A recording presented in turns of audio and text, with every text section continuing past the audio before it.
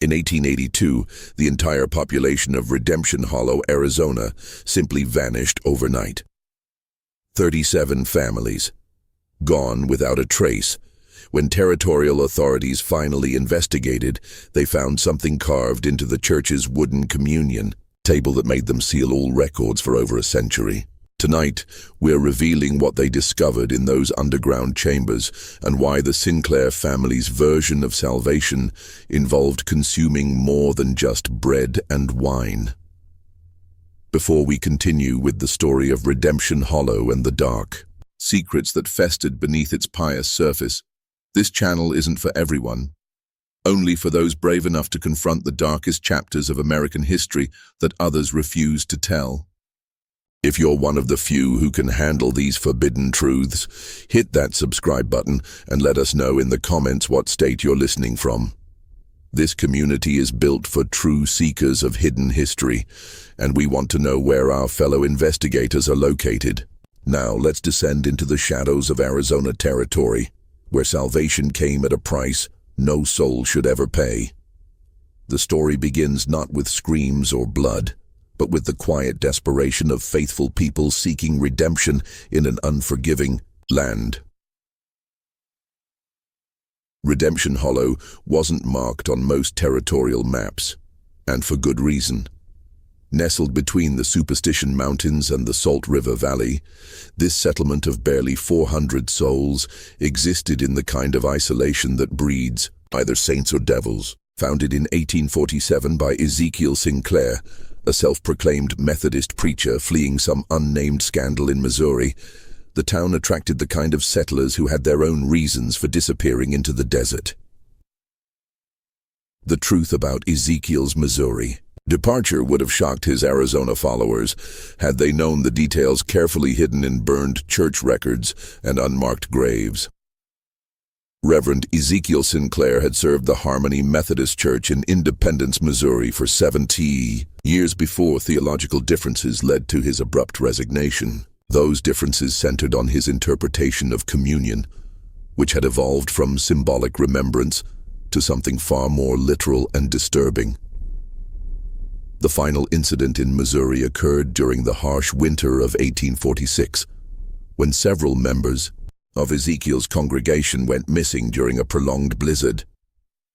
When their bodies were discovered the following spring, the local sheriff noted unusual markings consistent with deliberate butchery rather than animal predation. Ezekiel's explanation that desperate circumstances had forced faithful Christians to make unthinkable choices for survival satisfied neither civil authorities nor church leadership. His departure for Arizona territory preceded formal charges by mere weeks. The Sinclair family compound dominated Redemption Hollow like a fortress of faith. Built from red sandstone quarried from nearby cliffs, the main church could hold the entire population, while the adjacent family residence sprawled across 3 acres, connected to the church by underground tunnels that Ezekiel claimed were necessary for private spiritual counseling.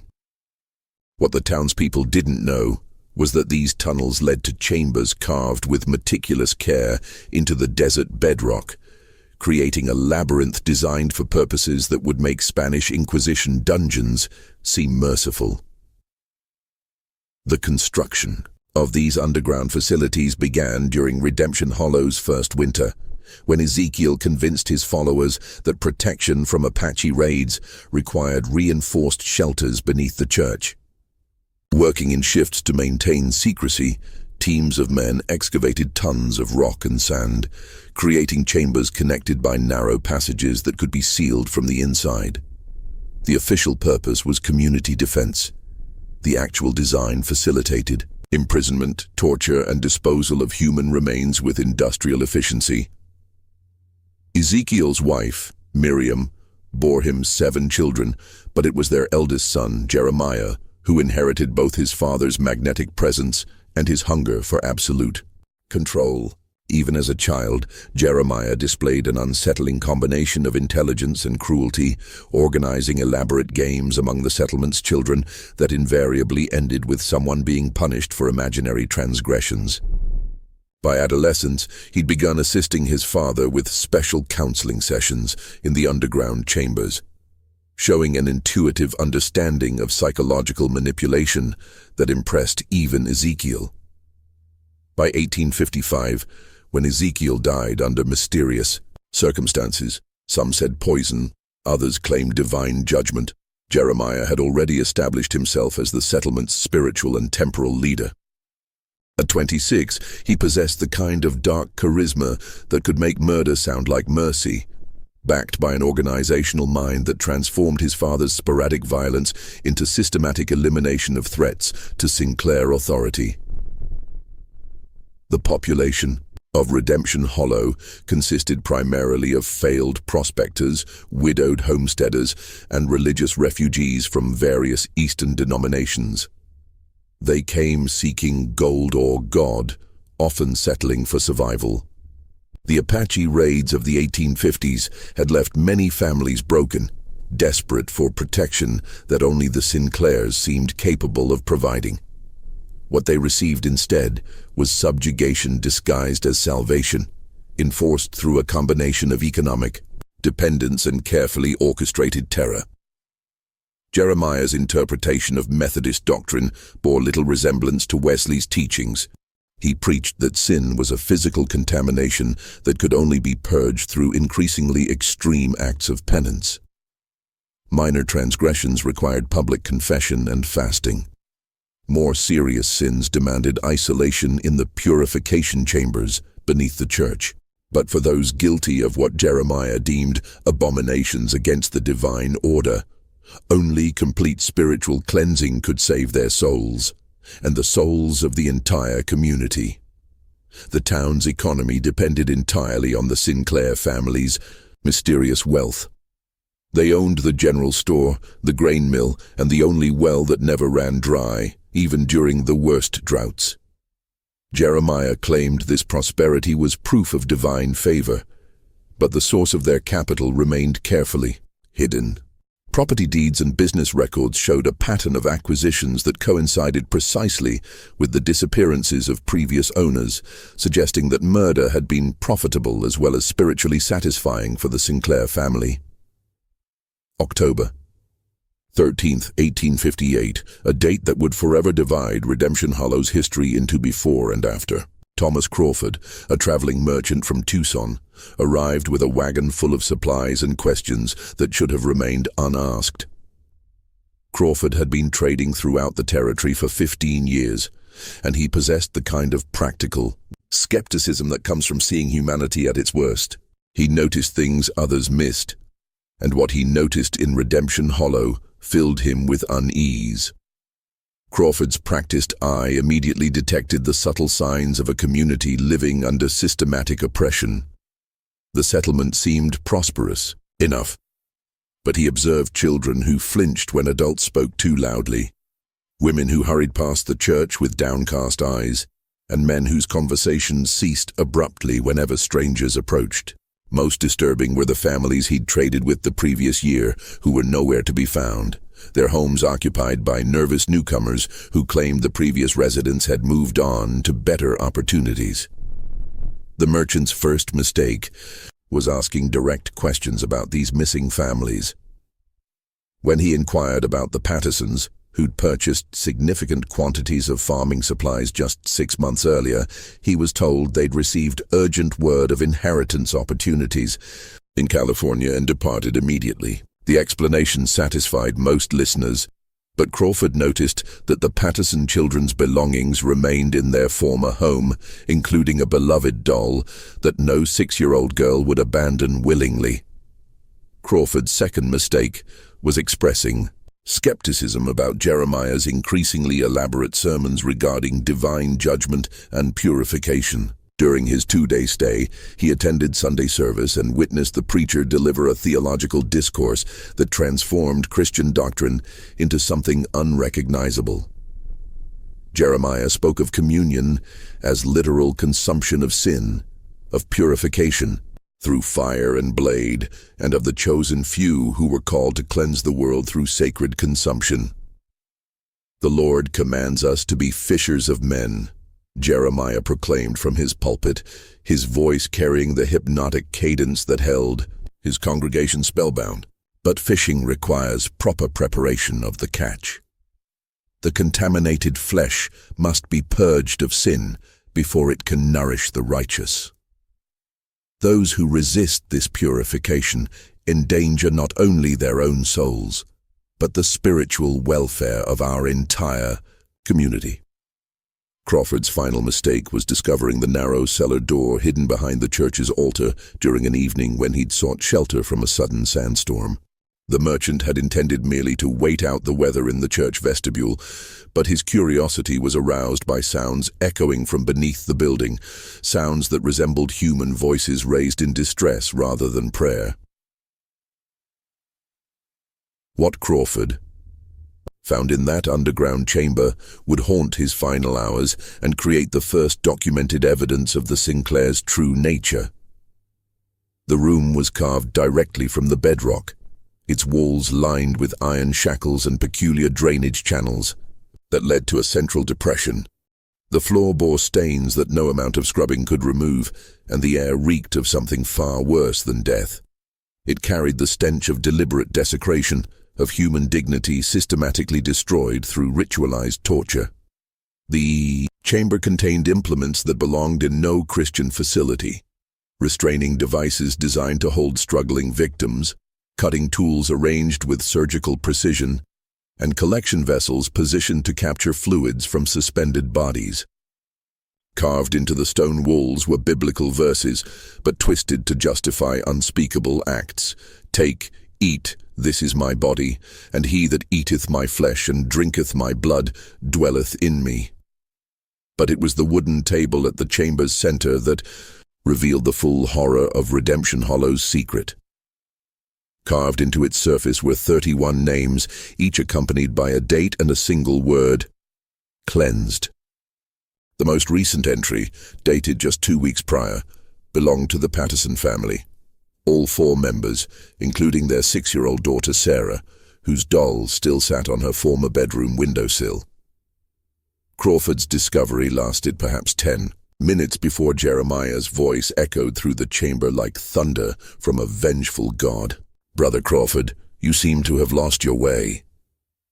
The preacher emerged from the shadows with 3 other men, Marcus, Samuel, and church deacon William Hayes, their faces bearing the kind of calm that accompanies absolute certainty. "But perhaps this is divine providence. Perhaps your soul too requires cleansing." The merchant tried to flee, but the underground passages formed a maze designed to prevent escape. His captors pursued him through tunnels that connected to chambers even more horrifying than the first, including preparation rooms where human remains were processed with the same care other communities applied to livestock slaughter. Crawford's screams echoed through the labyrinth as he realized the true purpose of Redemption Hollow's prosperity. The Sinclairs had created an efficient system for murdering travelers and transforming their deaths into both spiritual justification and economic profit. The merchant's screams echoed through the tunnels for 3 days and nights. Though the townspeople were told he suffered from desert fever and required intensive spiritual healing. Those brave enough to pass near the church during those October nights reported hearing sounds that no human throat should make, punctuated by Jeremiah's voice reading scripture in languages that predated Christianity, mixed with what sounded like surgical procedures conducted without anesthesia. On the 4th morning, Jeremiah announced that Brother Crawford had achieved complete spiritual purification and departed for California, carrying letters of introduction to fellow believers.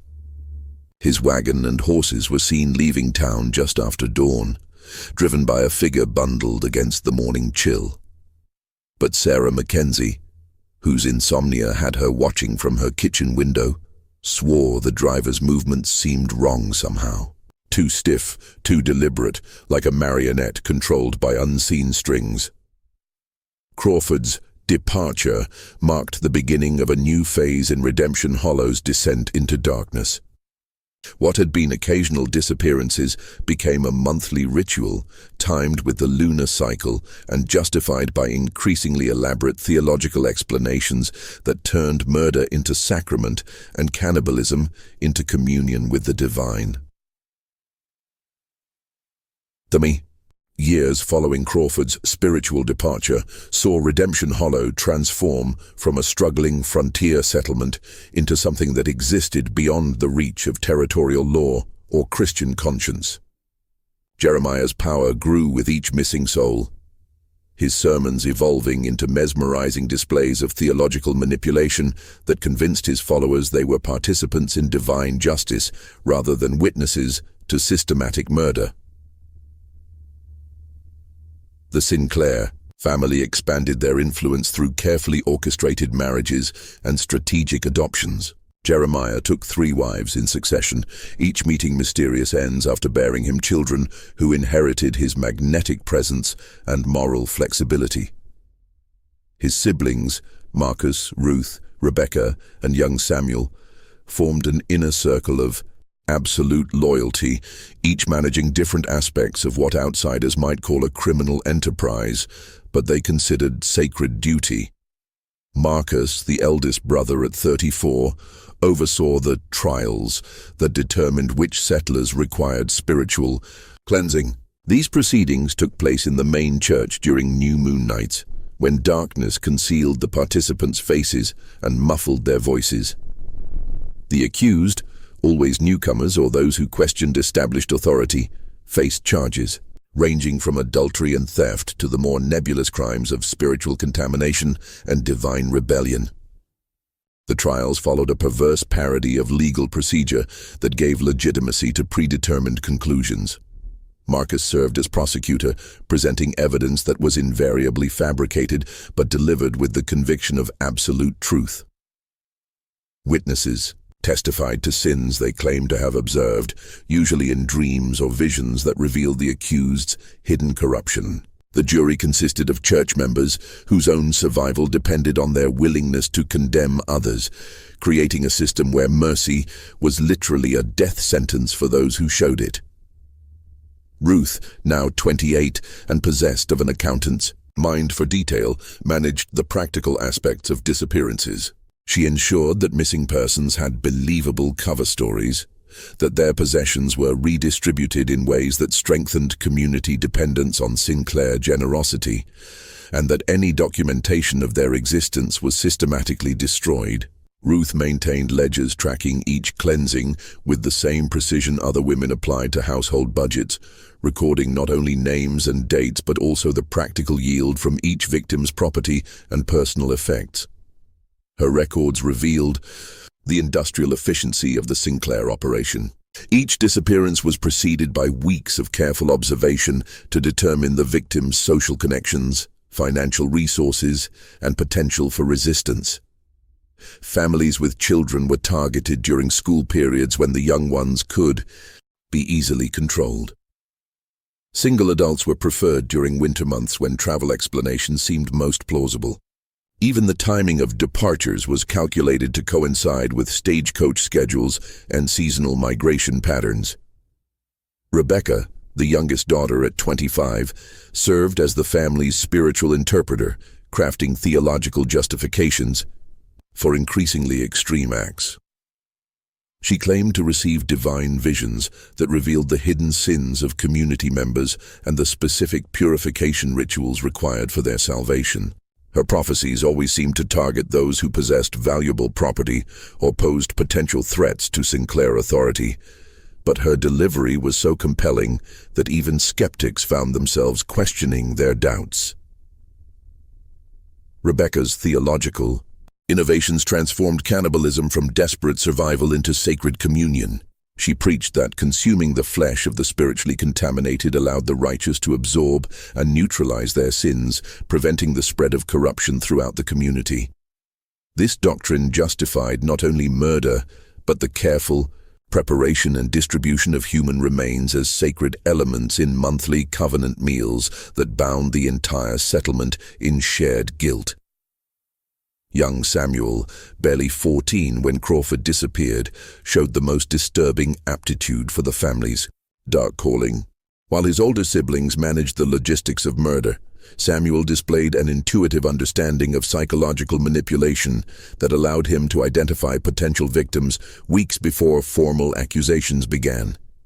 He possessed his father's charisma without the pretense of moral struggle, embracing evil with the pure enthusiasm of youth, uncorrupted by conscience or doubt.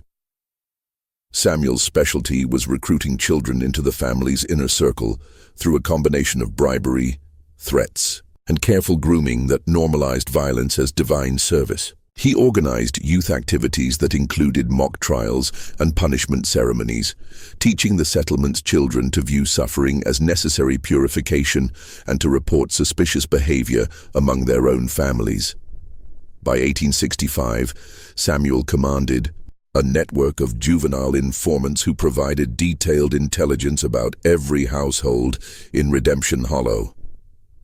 The underground chambers beneath the church expanded during this period, creating a labyrinth of purification rooms designed for different types of spiritual cleansing. Some chambers contained only shackles and drainage channels for traditional interrogation and execution.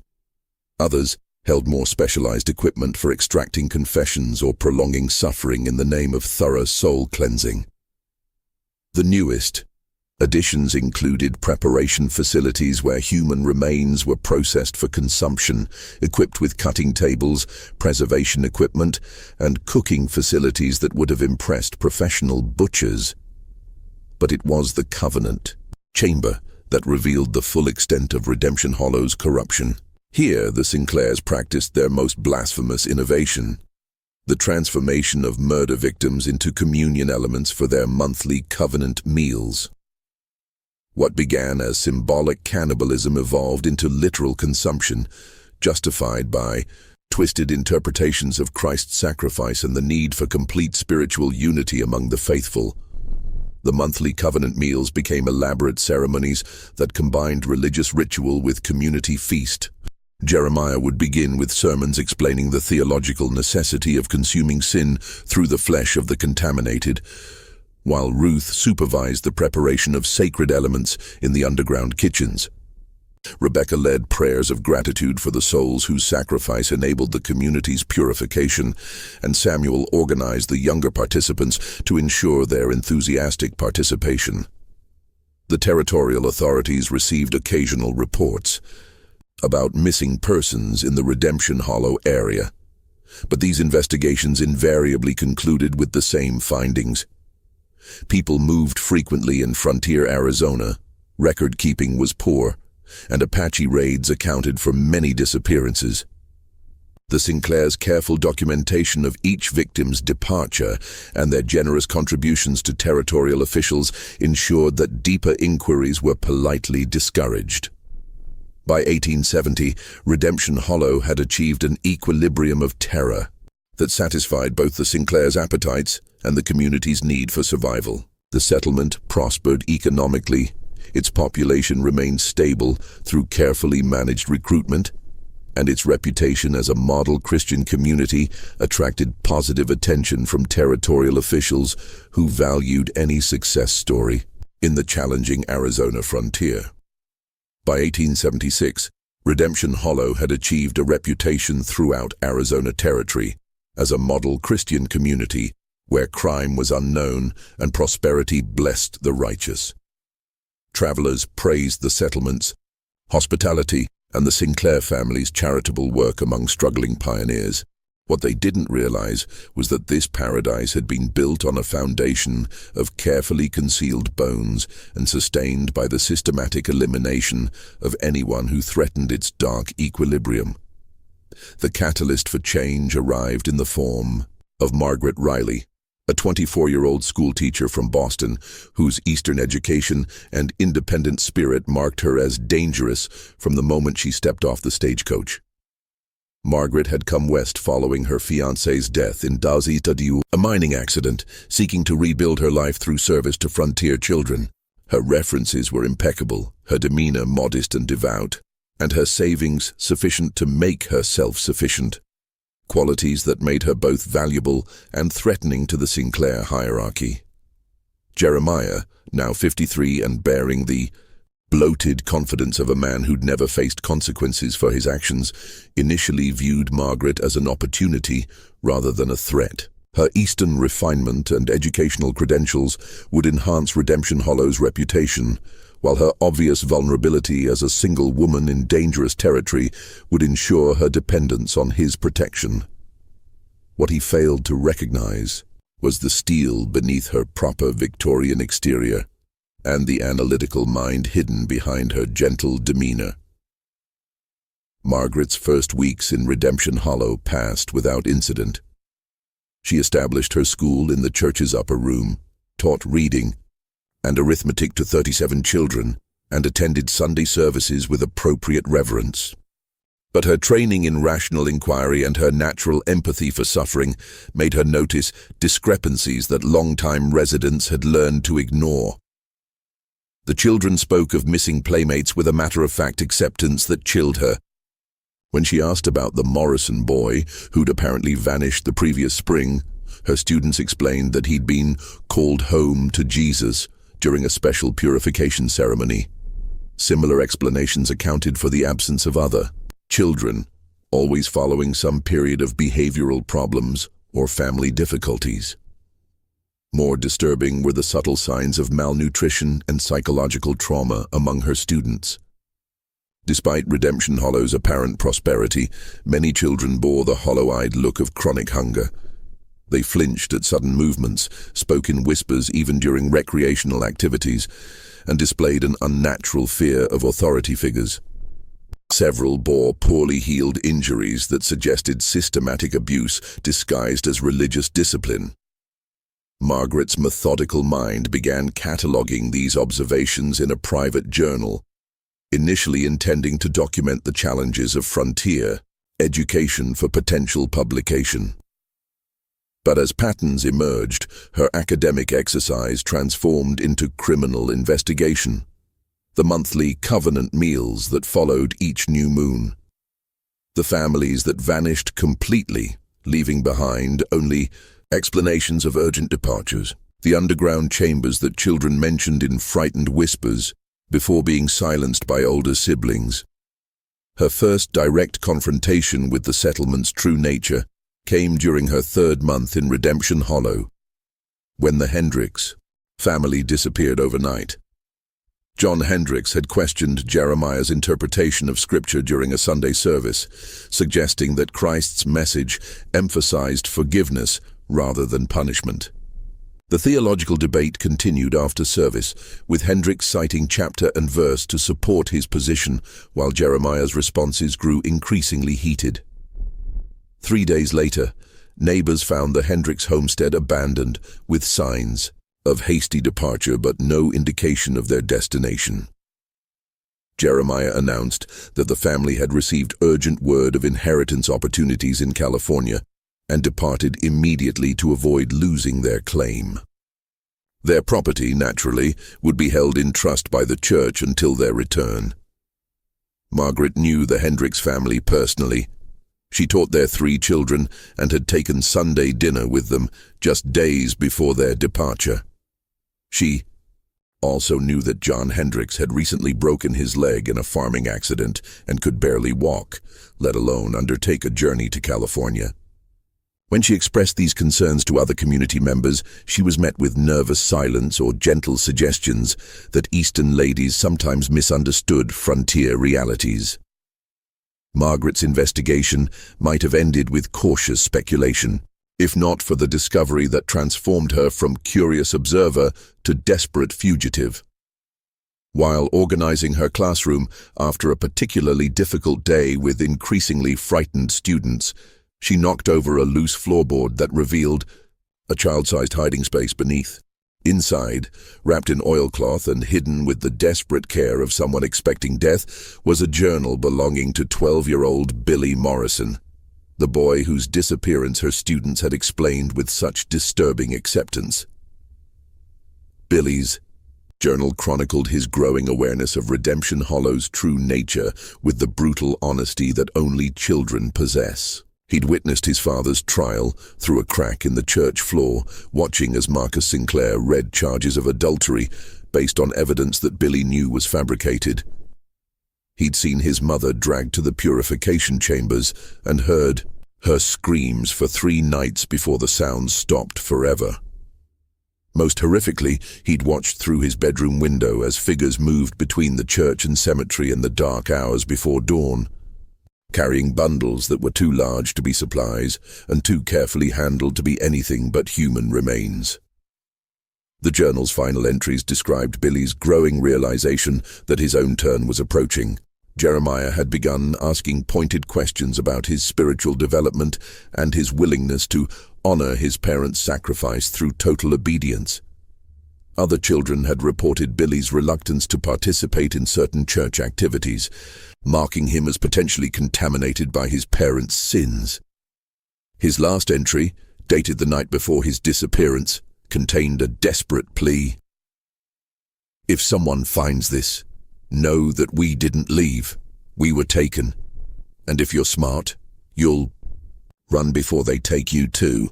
Margaret's hands trembled as she read Billy's account of the Covenant meals, described with the clinical precision of a child trying to understand adult horrors.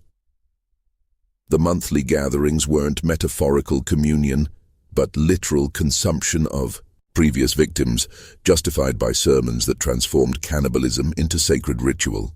The bread served at these ceremonies came from the preparation chamber, where human flesh was processed with the same care other churches applied to wine and wafers. Just when we thought we'd seen it all, the horror in Redemption Hollow intensifies. If this story is giving you chills, share this video with a friend who loves dark mysteries, hit that like button to support our content, and don't forget to subscribe to never miss stories like this. Let's discover together what happens next in Margaret's terrifying discovery. Armed with Billy's testimony, Margaret began planning her escape from Redemption Hollow, but she soon discovered that leaving the settlement was far more difficult than entering it. The Sinclairs maintained careful watch over potential departures, requiring advance notice and acceptable justification for any travel plans.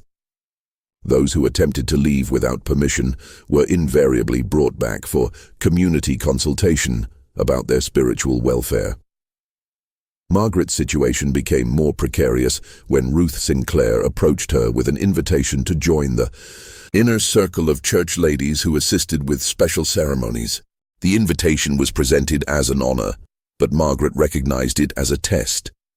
Her acceptance would grant her access to the full truth about Redemption Hollow's practices, but it would also make her complicit in murders she couldn't prevent or escape. The October Covenant meal approached like an execution date. Margaret knew she had perhaps days before her refusal to participate marked her as spiritually contaminated and therefore eligible for purification. Her desperate search for escape routes led her to explore the settlement's outer boundaries, where she made a discovery that revealed the true scope of the Sinclairs' crimes. Hidden in a box canyon 3 miles from town, Margaret found what could only be described as a charnel house disguised as a sacred grove. Dozens of skulls lined carefully constructed stone shelves, each bearing carved inscriptions that included names, dates, and spiritual assessments. The remains showed signs of careful preparation, bones cleaned and sorted, some showing knife marks consistent with deliberate dismemberment. But it was the central altar that revealed the industrial scale of Redemption Hollow's cannibalistic practices. The stone surface bore permanent stains and permanent fixtures designed to facilitate the efficient processing of human remains. Channels directed fluids to collection vessels, while specialized tools lay arranged with the precision of a surgeon's instruments. This wasn't the site of occasional ritual murder, but of systematic human harvest, conducted with businesslike efficiency. Margaret's final night in Redemption Hollow began with the sound of approaching footsteps and the certain knowledge that her investigation had been discovered. Through her cabin window, she could see torches moving through the settlement like hunting wolves, while Jeremiah's voice echoed from the church bell tower, calling the faithful to participate in an emergency purification ceremony. The target of their spiritual attention wasn't mentioned by name, but Margaret knew she was the evening sacrifice to their perverted vision of divine justice. The confrontation that would either save Margaret Riley or add her name to the wooden communion table began at midnight on October 30th, 1876, when the last rational soul in Redemption Hollow barricaded herself in the schoolhouse and waited for the inevitable assault. Through the windows, she could see the entire settlement moving with the coordinated precision of a predatory pack, their torches creating a ring of light that gradually contracted around her refuge like a noose tightening around condemned flesh.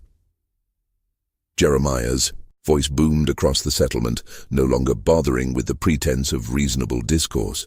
The mask of benevolent spiritual authority had fallen away completely, revealing the megalomaniacal cannibal who had spent decades justifying murder as divine service. Sister Riley, your pride has poisoned this holy community for too long.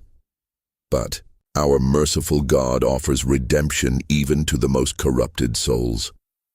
Come forth willingly, and your purification will be swift. Resist, and we shall be forced to extract the contamination slowly, as befits such stubborn sin.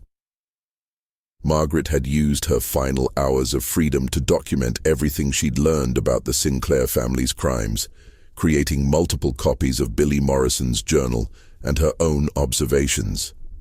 She'd hidden these documents throughout the schoolhouse and buried additional copies in locations around the settlement, hoping that if she couldn't escape to carry the truth beyond Redemption Hollow's borders, perhaps evidence would survive. To expose the horror when outsiders eventually investigated her disappearance. Her response to Jeremiah's ultimatum echoed through the settlement with the clear diction of a trained educator, addressing particularly stubborn students. I know what you are, Jeremiah Sinclair. I know about the 37 souls whose names are carved in your chamber of horrors. I know about Billy Morrison, the Hendricks family, Thomas Crawford, and all the others you've murdered and consumed in your blasphemous ceremonies. And I know that God's true judgment awaits you. Not in your perverted rituals, but in the eternal damnation reserved for those who corrupt His word to justify their cannibalistic appetites. The attack began with false offers of mercy and escalated to threats of communal punishment. Marcus Sinclair announced through a speaking trumpet that Margaret's refusal to submit was endangering the spiritual welfare of the entire settlement, particularly the children under her care. If she continued to resist, the purification ceremony would expand to include any students who might have been contaminated by her Eastern corruptions and rebellious questioning of established spiritual authority. You hear that, Miss Riley? Samuel Sinclair's young voice carried a chilling enthusiasm that made his threats even more disturbing. Little Emma Patterson is standing right here beside me, and she's crying because she's afraid you've made her soul dirty with your wicked thoughts. Don't you think she deserves to be cleaned properly? We could start with her if you prefer. Children purify so much faster than stubborn adults. This threat broke Margaret's resolve to remain passive. She'd spent 3 months watching the systematic destruction of innocents in Redemption Hollow, documenting crimes that would horrify civilized society while feeling powerless to prevent them. But the prospect of children suffering for her defiance transformed fear into fury. And she decided that if death was inevitable, she would at least force the Sinclairs to reveal their true nature before witnesses who might survive to testify. Margaret's reply cut through the night air like a blade of righteous judgment. You want to talk about contamination, Jeremiah? Let's discuss the real source of corruption in this settlement. Tell your followers about Missouri. Tell them about the church members you butchered during that blizzard. Tell them about your father's first taste of human flesh and how it awakened, an appetite that's been growing ever since. Tell them how you've convinced them to become cannibals by calling murder purification and cannibalism communion. The theological challenge struck Jeremiah like a physical blow, not because it threatened his power, but because it exposed the fundamental contradiction at the heart of his delusion. For nearly 30 years he'd convinced himself that cannibalistic murder represented divine service, that consuming the flesh of the innocent purified his own corrupted soul. Margaret's words forced him to confront the possibility that his entire adult life had been dedicated to serving evil while believing he served God. His response revealed the madness that lurked beneath his charismatic exterior, the complete moral inversion that allowed him to see murder as mercy and cannibalism as communion. "You dare invoke God's name, you Eastern whore. You who would corrupt our children with your godless education and your questions that undermine faith. We are the chosen instruments of divine justice, purifying this land of contamination that threatens the righteous. Our covenant meals sanctify us as Christ's blood sanctified his disciples. We consume sin itself, taking the corruption of others into ourselves so that this community might remain pure in God's sight." Margaret's final reply carried the authority of someone who had nothing left to lose. "You consume human flesh because you enjoy murder, Jeremiah. Everything else is just the lie you tell yourself to sleep at night. But I wonder, do you really sleep? Or do you lie awake, hearing the screams of 37 innocent souls demanding justice from a God who sees everything you've done?" The assault on the schoolhouse began with systematic destruction rather than direct attack. The Sinclairs had learned that gradual psychological pressure often broke resistance more effectively than immediate violence, and they wanted Margaret alive and cooperative for the special purification ceremony they'd planned. They set fire to Margaret's personal belongings outside the windows, destroyed the school supplies she'd brought from Boston, and began killing livestock within her sight, while describing in explicit detail what they planned to do to her body once she surrendered. Ruth Sinclair's voice joined the psychological torture with the cold precision of an accountant calculating assets. "We've already prepared the purification chamber for you, Margaret. The restraints are sized specifically for your delicate Eastern frame, and we've sharpened the knives to ensure clean cuts. Your meat will feed this community for weeks, and your bones will join the others in our sacred grove. Your sacrifice will nourish the righteous and cleanse your corrupted soul." But Margaret had spent her final hours preparing more than written testimony. Her Eastern education included practical skills that frontier communities rarely expected in refined ladies, including knowledge of chemistry acquired through her father's medical practice. The lamp oil and cleaning supplies in the schoolhouse, combined with materials from her science demonstration kit, provided everything needed to create weapons more dangerous than anything the Sinclairs expected from a Boston schoolteacher. The explosion that shattered the October night transformed Redemption Hollow's careful choreography of terror into chaos. Margaret's improvised bomb destroyed the church's bell tower and set fire to the wooden sections of the main building, while the sound of the blast carried for miles across the desert, alerting distant settlements that something catastrophic had occurred in their peaceful neighbor community. In the confusion of flame and smoke, Margaret escaped through a basement window she'd prepared earlier, carrying her documentation and heading for the hidden canyon, where she knew territorial authorities would eventually find evidence of the Sinclair's crimes.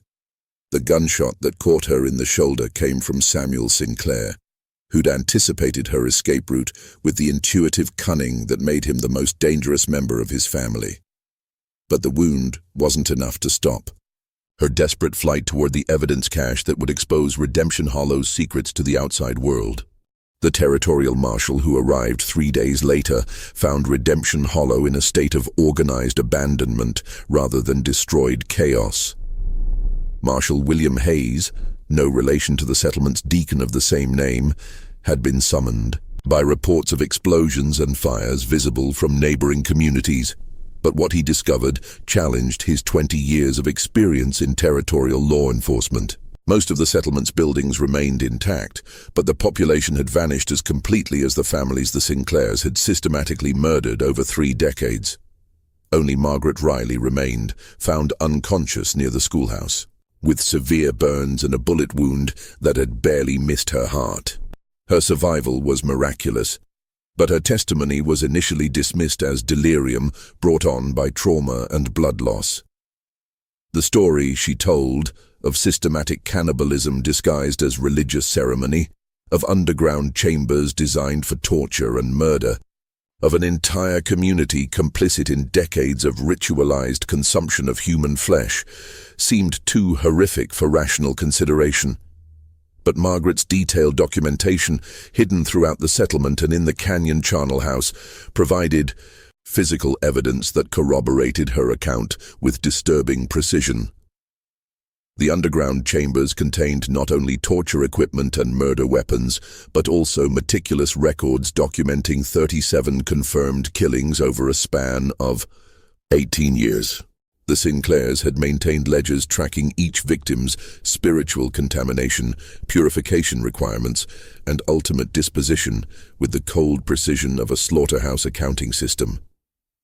Marshal Hayes's investigation revealed organizational sophistication that exceeded anything in his experience with frontier crime.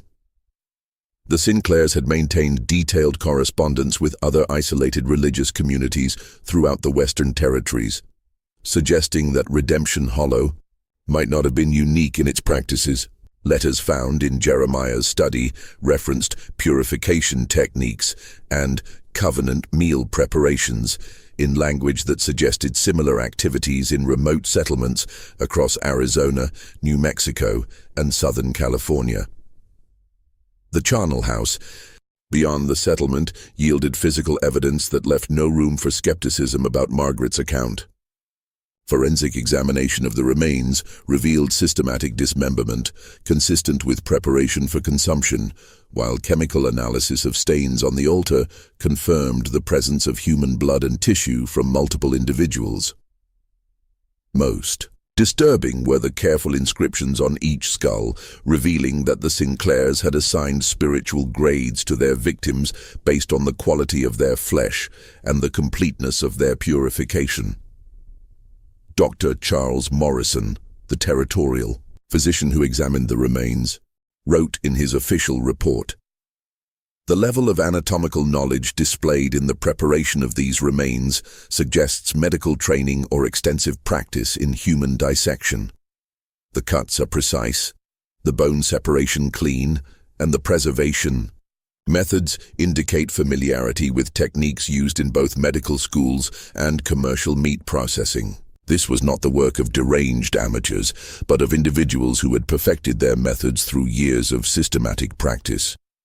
But the true horror of Redemption Hollow lay not in the physical evidence of murder and cannibalism, but in the psychological documentation the Sinclairs had maintained. Their private journals revealed the gradual transformation of a struggling frontier preacher into a cannibalistic cult leader, tracking Jeremiah's descent from biblical literalism through theological innovation to complete moral inversion. Each entry showed him becoming more convinced that his crimes represented divine service, that consuming human flesh purified his soul and protected his community from spiritual contamination. Rebecca Sinclair's theological writings were particularly disturbing, containing detailed justifications for cannibalism that drew from ancient pagan traditions, medieval heretical texts, and twisted interpretations of Christian communion. Her work revealed extensive research into historical precedents for ritualized cannibalism, suggesting that the Sinclairs had deliberately sought out and adapted practices from cultures that viewed human consumption as sacred duty rather than criminal act. The fate of the Sinclair family themselves remained one of the investigation's most troubling mysteries. Despite extensive searches throughout Arizona Territory and neighboring regions, none of the primary conspirators were ever located or identified among the dead. Some investigators believed they died in the schoolhouse explosion and resulting fires, their bodies consumed in the conflagration they'd helped create. Others suggested they'd escaped to Mexico or California under assumed identities, possibly joining other isolated communities where their practices could continue without interference. The most disturbing theory, supported by Margaret's testimony about their final conversations and the correspondence found in their papers, was that they'd retreated deeper into the desert to establish a new settlement where their practices could continue without the complications of territorial oversight.